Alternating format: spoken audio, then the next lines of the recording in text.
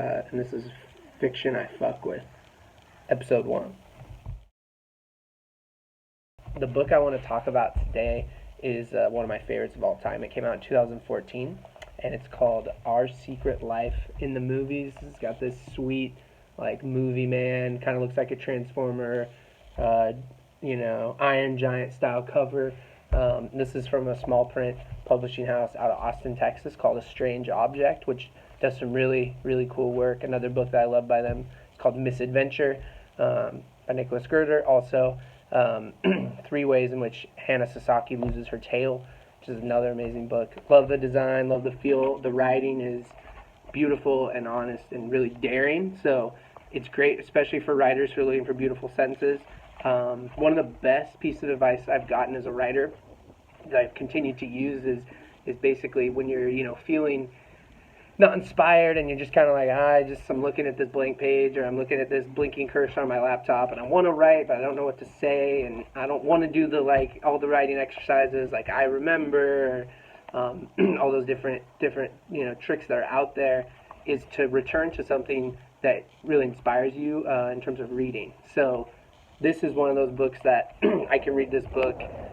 It's really beat up, and I'm sorry for the beautiful bookmakers. It's definitely a well-loved copy. We got lots of different, you can see, lots of different annotations in there, because these sentences just get me inspired, and they get me ready to read and write a lot more and a lot quicker. So I wanted to read a couple of sentences for you to kind of give you an idea. Basically, the story behind Our Secret Life in the Movies is Michael McGriff and Tyree, who are the guys who wrote this. They were living together, I believe it was in Palo Alto, because they were doing a program at Stanford, and they're movie junkies, and which I am as well, which works out great. I saw Synecdoche, New York last night, actually, for the first time, which was insane. But basically, they live in Palo Alto, and they basically write this. They start watching the Criterion Collection, right? And which is basically this fancy list of movies that the Vanguard has accepted as the zeitgeist of all the great movies, and they watch them, and they start writing stories in response to these movies. And what happens is they basically realize, we actually have some common threads. They both grew up in kind of the Cold War, Reaganomics, 80s, kind of small town America. Michael McGriff, he has a special place in my heart because he's from Oregon, where I'm from. He's from the Oregon coast. I believe that J.M. Tyree, if I remember right, I listened to a podcast, he's from the East Coast, and he's related to former Virginia Commonwealth University basketball coach Shaka Smart. I think he's the UT Austin coach now, which is pretty sweet, kind of connects back to Strange Object. But basically these guys, they start watching these movies together. I think they say they were drinking cheap wine at the time, and they write these stories. They realize, oh my God, there's something going on here, and they're short microfiction stories. Some of them are paragraphs, some of them are a couple pages. And what they decided to do was combine the stories into one book, and you don't know which writer wrote which story, but basically there's a movie, there's 2 stories after that movie that they watched and were inspired by, but they don't tell you which author's which I think is really, really cool. So let me read a couple passages for you and kind of get a feel for what I'm talking about when I say that these sentences really are inspiring. I think they're great for any types of writers. I'm a poet, mostly with some creative nonfiction. I'm dabbling in fiction right now, but this book is definitely great for any type of writer because of the craft, honestly. So here's one. This one's called Lottery. You can see when I annotated, I wrote, fuck, so good. Sometimes that's just all you can say. And this was after the movie Ratcatcher. In the gray, frozen months, the pack rats moved into the garage and ruined everything. Their piss burned through aluminum. They gnawed through air filters and slept in carburetors. We live-trapped them in skunk cages using peanut butter and chicken guts. On Saturday mornings, my father let me empty them into 5-gallon buckets, half filled with water. He'd sneak me a cigarette and share his thermos of hazelnut coffee. We placed bets on how long it would take. At night we could hear them chisel at the stars. They died with their secrets. That's it. Just a paragraph. What we got? 1, 2, 3, 4, 5, 6, 9 sentences, 8 sentences. Some great lines in here. At night we could hear them chisel at the stars. Their piss burned through aluminum. This is a perfect book to read out loud because these sentences are just musically just so tight, so interesting. The language is so exact that the sentences definitely sing. Really imagistic. Definitely some really inspiring images in here that kind of tell this story of like America in the 80s. I think this is a great book, especially too if you're like really into like Stranger Things, right? The 80s are kind of cool again. They've come back. It's almost been 40 years, which is crazy.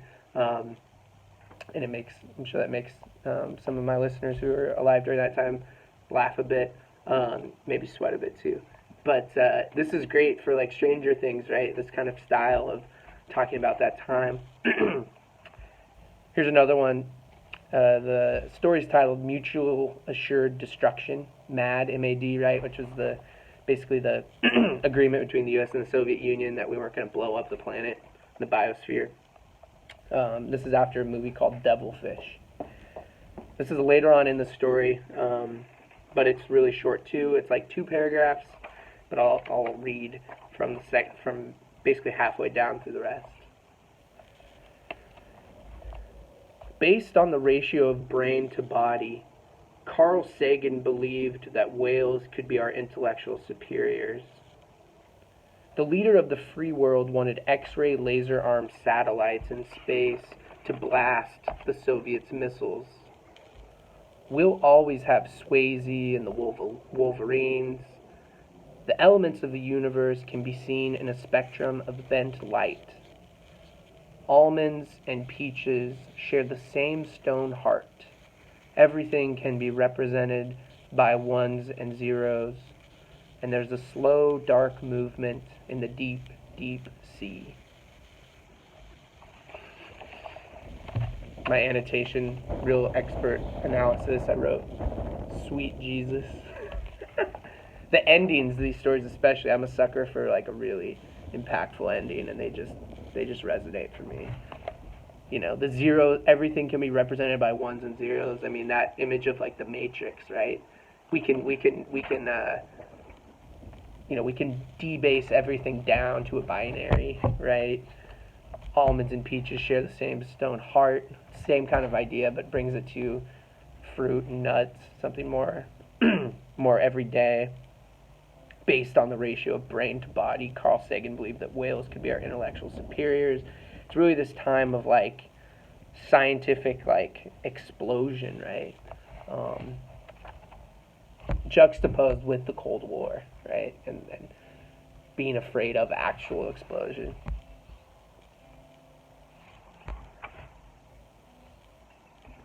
Yeah. So, last one I'll read for you guys, which I think is a great representation of look how it also plays with time.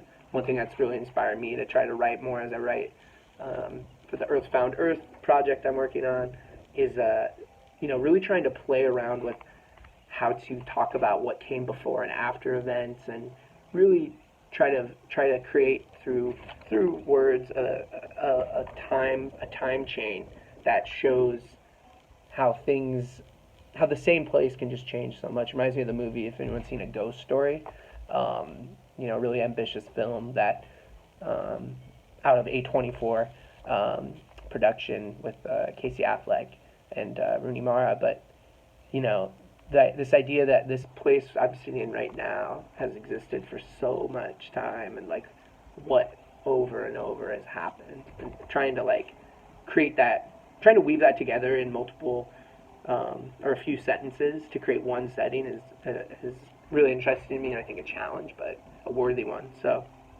I'll just read a last excerpt here. It's called Rented Shoes, and it's after the movie Border Radio.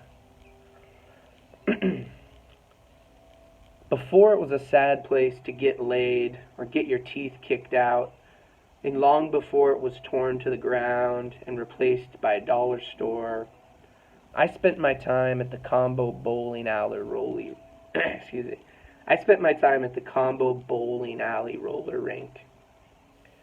Jessica's dad owned Bayside Lanes and Roller Dome, and we bowled and skated for free in trade for spraying Lysol into the rental shoes and skates.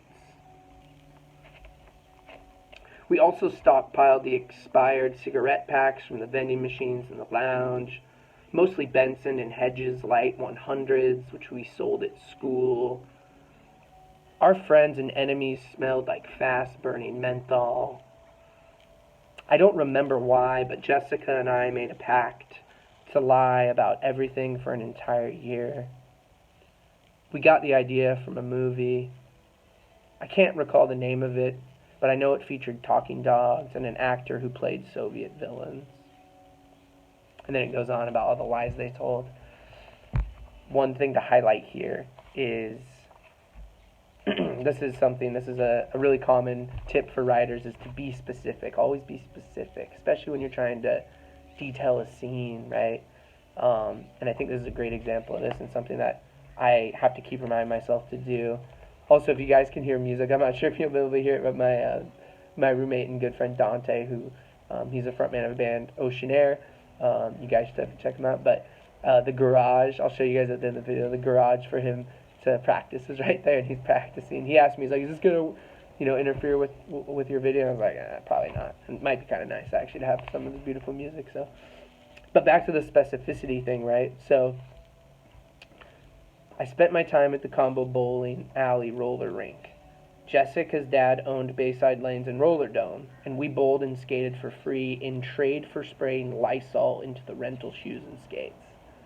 So he, this writer, whether it's JM or Michael, this writer, they could have easily said we bowled and skated for free in trade for working, or in trade for picking up a couple hours, but the decision to specifically write we bowled and skated for free in trade for spraying Lysol into the rental shoes and skates, it really shows the scene, right? You see it in your mind, you smell it in your mind, right? Lysol, just those two syllables together, you smell Lysol, and it really connects you neurobiologically to the story, and it also sounds beautiful, and it also is something you haven't probably heard before. Like, it's familiar, but also, like, you've heard, the sentence, like, oh yeah, we got to ride the rides for free, as long as we, like, worked on the weekends, right? But spraying Lysol into the rental shoes and skates, and it's not a super pretentious phrase either, right? Because it's something any town, America, and certain places internationally. I actually don't know much about international bowling, so maybe I'm fucking wrong. But that scene, right? You've seen that, like, high school junior, picking up hours, spraying your shoes so your feet don't smell. So, which then also just highlights that other point, which I'm sure you've heard. If you haven't, the importance of smell and memory, they're really greatly entrenched. So that's another way to really pull the reader in, and these guys are, masters at it. So definitely would recommend, please check out this book if you can, Our Secret Life in the Movies, From a Strange Object, Michael McGriff, J.M. Tyree. It's a book I consistently turn to when I need some more inspiration. It's a book this morning I'm about to write. I was checking out these sentences. And yeah, I'd love to hear if anyone's read this book or checks it out. Let me know what you think. And other than that, enjoy your weekend. Take care, guys. I'll show you where my roommate's practicing. You can see my backyard. Yeah, that little building. So, take care, guys.